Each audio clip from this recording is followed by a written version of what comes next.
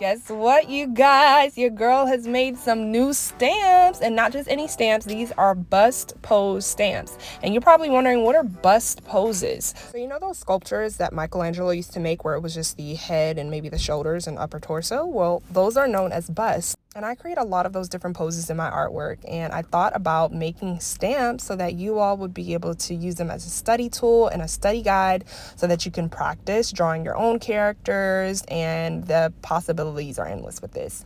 I also created the stamps in 2 different body sizes so that you have options, as well as one with the guidelines and one without, so that you can challenge yourself. Another thing I love about these stamps is that you don't have to draw right along the guidelines. You can adjust the lines to however you need for your character, and also get creative. And if you don't want the bottom to be cut off like that, you can just add hearts or flowers or anything you like.